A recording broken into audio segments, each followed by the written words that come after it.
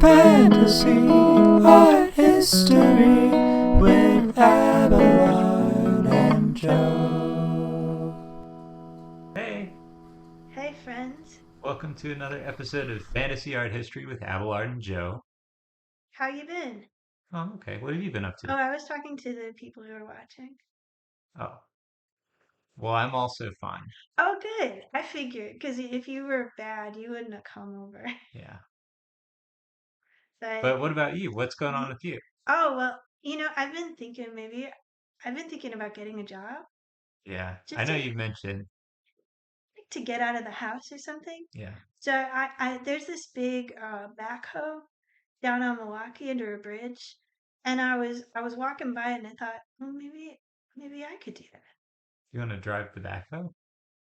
I mean, wouldn't you want to drive the backhoe? Ever since I was a kid, I wanted to drive a backhoe, but do you think they let you do that first day? Well, I went on the city website Yeah.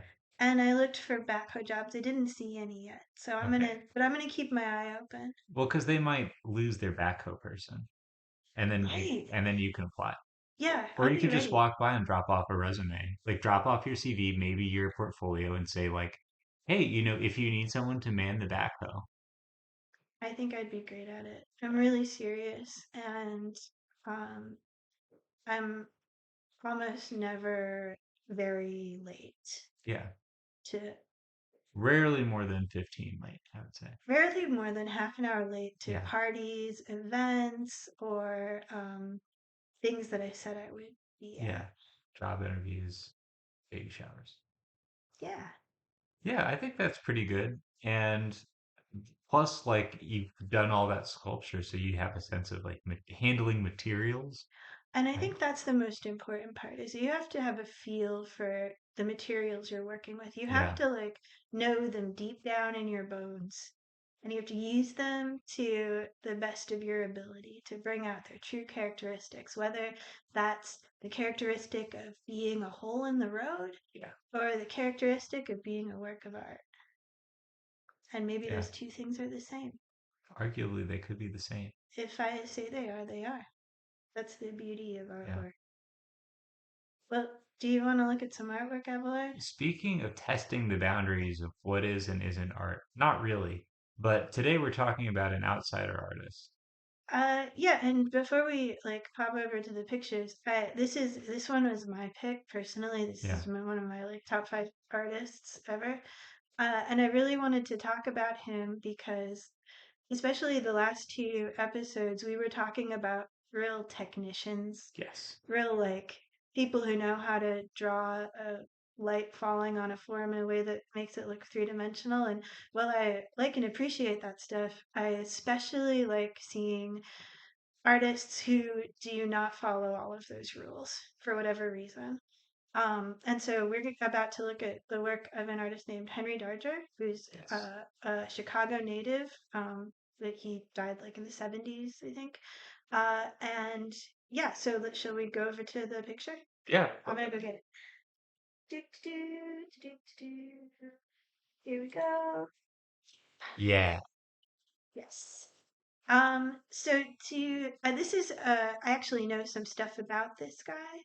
Um, he well, I mean, Abelard, you just said he was an outsider artist, which is it's sort of I think it's a term that bears some like I feel like we should be a little dubious about that term Agreed.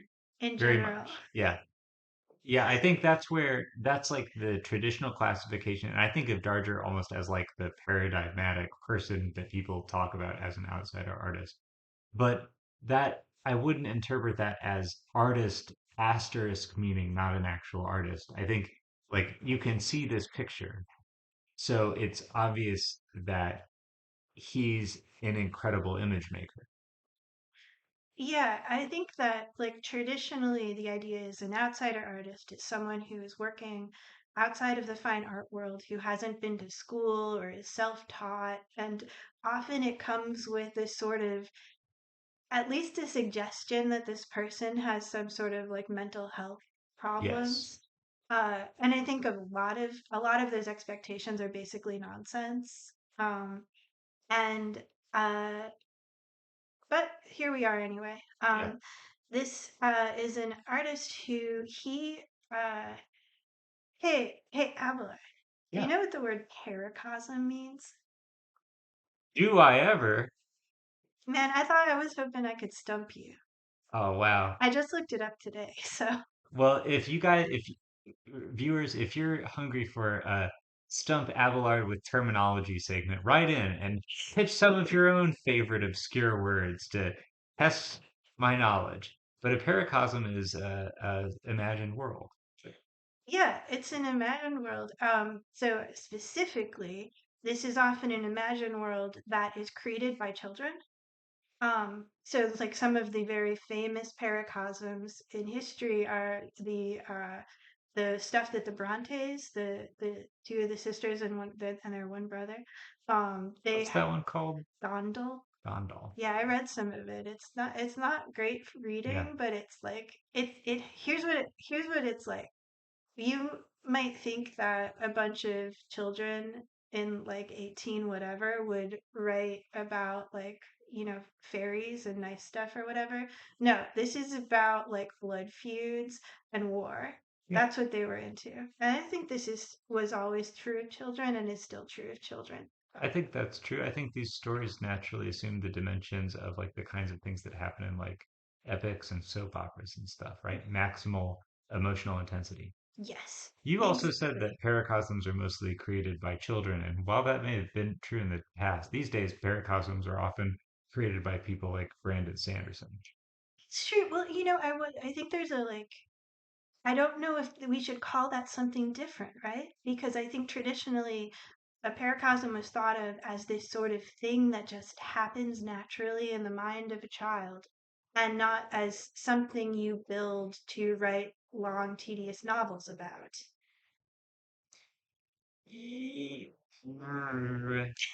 Well, because I think that's more about how you frame the act rather than the act itself. And it's not, I would imagine that a lot of people who want to sit down and write these big, chunky fantasy novels aren't doing it because they want to make a bunch of money or whatever. I mean, I can think of better things to do if that's what you want to do, but they do it because they want to express something they're already doing. Yeah. Well, we won't be able to figure this out, but Nope. Darger's Paracosm, The Realms of the Unreal, this was a very traditional definition of paracosm. He started imagining this as a like adolescent, and he basically spent all of his spare time working on this for the rest of his life until he Yeah. died. He never showed anyone any of this work until right before he died. He This was made purely for himself. He wrote too. He wrote, so this was we look at the pictures, but he wrote, huge, like, I think it's possibly the longest manuscript ever written, Yes. as far as people know. It's I not, believe it, again, has now been uh, usurped by a long work of fan fiction about the Pokemon Lucario. wait, really? Yeah, I think that that is like millions of words long at this point. So how's that one? What, the whole the end of it? How did I like the end after reading the beginning and middle? Well, I mean, is it any good? I haven't read it. I did read another piece of Super Smash Bros. Fan fiction, which is the only fan fiction I've ever read where anyone triple jumps. Which one is Lucario? And why He's can not it? one of the original Pokemon, so he doesn't quite seem as legit if you're from, you know, our generation. Okay, well, how He's much? just like a kind of a talking dog with psychic powers. Okay. What I wonder what about him is able to sustain that much fiction. He's kind of a bad boy. Yeah, okay. Fair enough. Well, to get back to the To get subject back at to hand, this is more importantly, so a lot of the creators of paracosms in the traditional sense, where if you like, I guess I don't know if this is true or not. This also seems a little dubious to me, but if you talk to the psychologists who invented this term, they would tell you that they were created often by children who had gone through some sort of trauma. And that makes Okay. sense. As someone who created fantasy worlds as a child to escape my everyday life, this does make a certain amount of sense to me. And Darger was definitely someone who had a extremely traumatic childhood. He grew up in an orphanage that was like as far as anyone knows, this was a million years ago. This was like turn of the century or whatever. Uh, last one. Um, just like horrible, like abusive practices going on there. Really, really dark stuff. And he kind of spent the rest of his life dealing with it through this artwork. And I think that it's the way that he's kind of like taking what happened to him and just kind of continually re-examining it and trying to fix it through the creation of fiction and fantasy is really interesting. And it's not unlike what I mean. We play a lot of role-playing games, and there is a certain extent to there's a certain truth to the fact that like by doing this, we're trying to go spend some time in a world where we can actually change things and make it better. I think that's true, but I think that that framing can diminish the work, and I think it can certainly diminish the work of people, um, artists who make interesting art, but who had difficult lives or are in some way part of a group that tends to have a difficult time, run the risk of their work being framed as like coping with their specific situation, Hmm.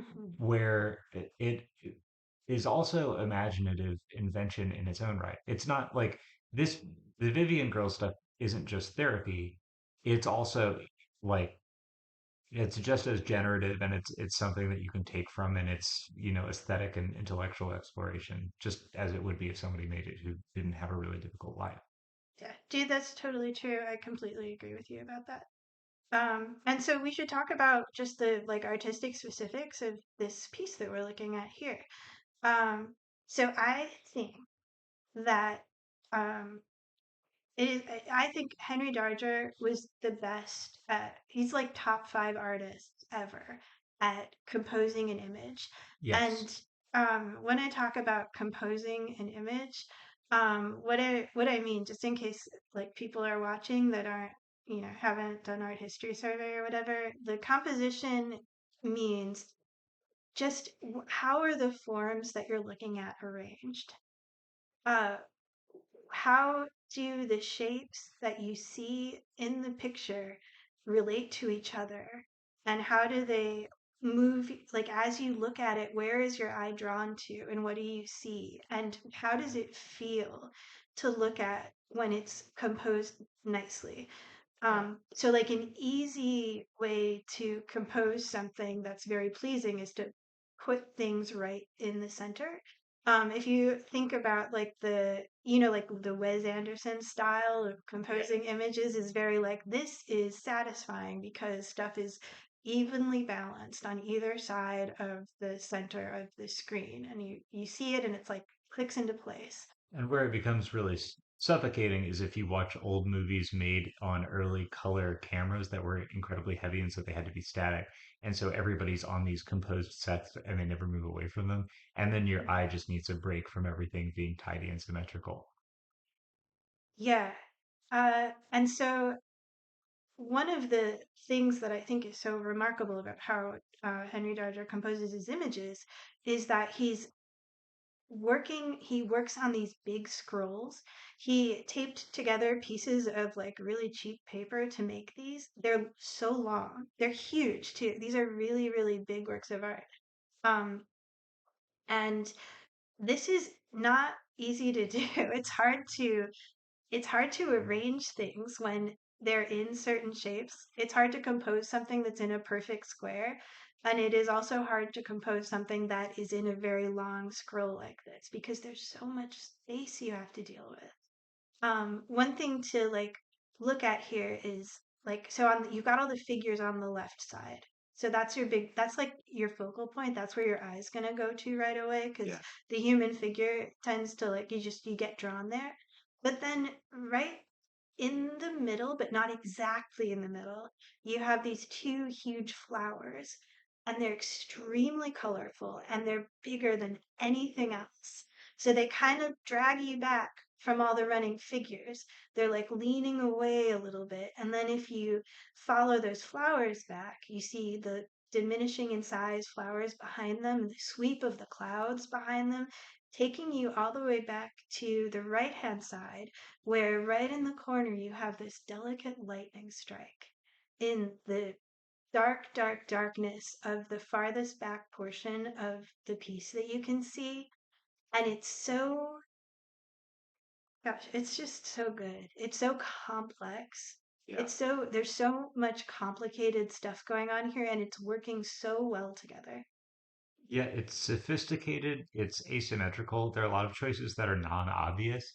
Like the the role of that huge central blob of orange, it would be so easy to make the picture fall apart around that. And then the role of depth in this picture. I think there's something interesting, and I think we'll talk about it more, but you talked about this early on, that Darger's strength is not draftsmanship, and he used other tools to accomplish the goal of drawing things like figures the way he wanted. Um, but he's using essentially just color and composition here to create a sense of pictorial depth where you start in the bottom left hand corner because the eye is always drawn to a figure, and then the flower pulls you into the middle with and the flower sits in a middle ground depth wise, and then they use color to create a huge sense of recession, and so you're looking into the far far deep background where the flowers, and is that like a little orange house or something? Yeah, it's a tiny little house way back there. Yeah. It's so good. It's very far away. Um, so the story that Darger is telling through these pictures, and you can see kind of in the lower right hand corner, there's a little bit of text. It's pretty illegible, but that's just part of the story. Is it's the story of fantasy land where an evil country is enslaving children. That's why they're naked, I think.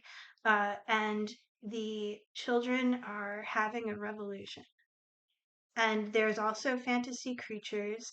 And there's, I'm gonna pull Yeah, could over. we see Yeah, one of the oh, fantasy yeah, here, creatures? Because we talked here we about go. I'm this. dragging it Don't over. get scared.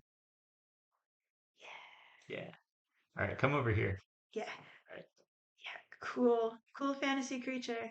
Yeah. I haven't seen one of these before. It's great. Yeah. You can really see here that his methodology for making this stuff happen was to he was like photocopying stuff from coloring books and then tracing over them and then adding his own stuff. But even in this kind of isolated sort of monster manual style drawing of this creature, it has just the patterning, the color choices. It's got like an incredible sense of depth and movement. The way the Yeah. tail goes way, way, way, way, way back. Uh, it's so the design is cool. It's cool. This is a cool kind of It creature. is a cool kind of creature.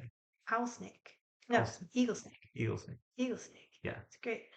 Um, do you want to talk about the next piece now? I'm gonna go get it. Yeah. Yeah. There's a detail about this, like this one's so stunning, and since I got to look ahead, I'll tell you they only get better and better as we keep going. But this has so much, like the first one was relatively flat, or it was more of a single idea, and there's so much complexity here.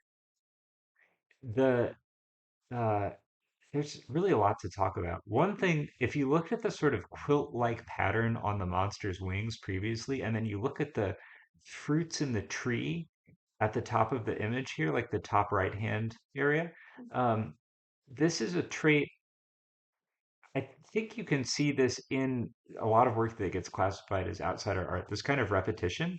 I think he was clearly somebody who thought a lot about pattern. Yeah, well, we were talking about that when we were looking at the David Sutherland work from the really Yeah, early D&D book. The impulse to deeply fill in every little like ring and chink of armor or every little, yeah, this is totally a thing that people will do. I mean, it's really deeply pleasing yes. as an activity. And in particular, like these not only fill up the space, but they have regularity. Um, and there's something really sensitive about the little spots of light around the berries or apples or whatever. Yeah. Y- Yeah, there's Oh, I don't know, the having the children in the center of the image suddenly like come forward towards you, they it's so incredibly powerful to compose a picture this way. The like lushness of the flowers on the left hand side, and the fact that as soon as you get into the piece and you look closely at what's going on, you realize someone gave all these kids guns. And I the here's the thing. I remember the first time I saw a Henry Darger piece in real life. I didn't know about him beforehand. It was like, I was in high school. We went to the Art Institute. They had one up, and I remember like seeing it in this dark room because they're so damn fragile you can't like put any light on them, and thinking like you can make real art that's like this, that's Yeah. totally self just it's just about what you want to depict, um and it's so internal, and it's still so meaningful to other Yeah. people when they see it, um like this idea of the without like getting into his biography, like pretending we don't know that, pretending we don't know about the whole story of his epic, just the idea of these kind of like stoic children in this beautiful landscape, but with the like weapons. Yeah. um, and the idea that one of the things that I think is interesting about him is that he is like obsessed with this idea of um I don't like harm to children, but not in a conservative way. Like I think the like conservative ideal of protecting children is about control. Um, and his idea, like his fantasy of this is that like no, you give the children guns so they Yeah. can stand up to the people who are oppressing them. And it's very like I don't know, this is a very powerful idea that really speaks to me. Yeah. It the way I think this has to do with the copying, the way these get copied from things like coloring books and fashion magazines mean that both the foreground figures but also the background figures are sort of affectless. Even their posture is kind of neutral. Um, which means that when they're carrying around rifles, it's really unusual looking, even more so than what I would imagine a normal drawing of a nude child with a rifle would look like. Um, like it doesn't there doesn't seem to be a sense of like malice or anything. Like they just have these. And then the expressions, the figures in the foreground are so thoughtful and meditative. Mhm. Like they all just seem to be lost in thought, and that's so different from walking around with a gun. Yeah, it's incredibly, I don't know, they're drawn so sensitively. And even if you're, I don't know, it's possible to trace things badly. Yeah, It's actually it's actually really hard. I think he's doing a really good job here. And not everything in here is traced. Like he's all of those clouds, all of this landscape, like a lot of that is just straight up his own work. yeah. Um Those clouds are beautiful. This so kind of beautiful. remind me of the way Hirohiko Araki draws clouds, like the bubbly clouds. Yeah, he's his the atmospheres of his work is just it's so gorgeous. It's really incredible. Uh, should we look at the last one? It's very different from this. Yeah, I would love that. Okay, I'll go get it. This last one's so exciting because it's so rare. Yeah, you need to come over here this time again. Let's sort of look kind of like around. I didn't know that he did things that looked like this. Yeah, it's a lot different from most of his work and most of what you think of as his work. Uh, this is like this is just straight up incredible. I think this Yeah, is it. I mean, you would look at this and say, well, this looks like a modern work of art, but yeah, it's just like the decision to gray out all of the shapes so that they yeah, meld into each other and put the emphasis and color just on these explosions. Um, there's some areas in here where um, instead of tracing, he's instead just pasted in straight up like cut out photographs and stuff. I think you can see the usefulness of like just collage in terms of like making art in this piece really explicitly. And I think that I don't know if this is true, but I suspect that like the fact that he had to do a lot of collaging to get his pieces to the way he wanted Yeah. is maybe how he got so good at making compositions. Because one of the things you get to do is your collaging is you just put down the little pieces of paper and scoot them around until they look right. And Yeah. there's a feeling if you've ever like done a drawing and gotten one that's arranged really well, there's a feeling when it is right. When all of the stuff in the composition is arranged right, you can feel it like click into place. It's like your eyes are like, there we go. And he's dealing with such a complex image here, and it just works. Yeah. I think this is masterful. And I think one quality this has is by pulling back from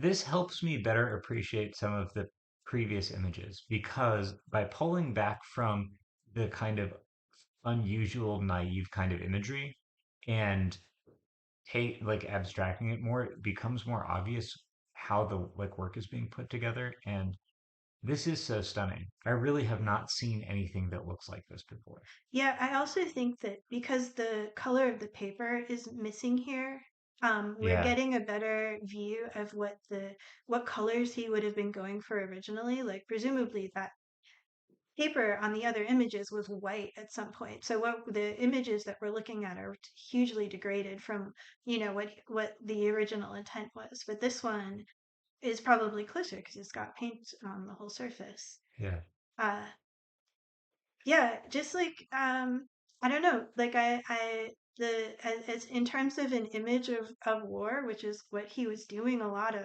um, this seems so powerful to me. yeah. Where in this one there aren't really weapons being shown that I can see, but there is all of this recognizable like people moving around and buildings crumbling and the like horrible explosions. It's really moving. Yeah. Yeah, this sort of the uncomfortableness of not being able to tell one thing from another and the way things seem to be falling into each other at odd angles. It's really very good. It's really good. Um, so yeah, like this is fantasy art too, I guess. Yeah, Uh, this is like this is just a great artist that I'm a huge fan of, and uh, I think that it's really important to, I don't know, I think everyone should make art. That's all. And if you yeah, can't draw good, just figure out a way to do it anyway, because it doesn't matter. yeah. You don't have to be able to draw good, or if you want to play music, you don't have to be able to play guitar good or whatever. You can just do it. Yeah, just do it. That's my advice. Okay, get out there. Go. Get it. We're All right, done. turn it off. Go Go make art. away. Wait. Like and subscribe. And No, we sort of don't care, but come back soon, and until next time, you say it. keep on dreaming.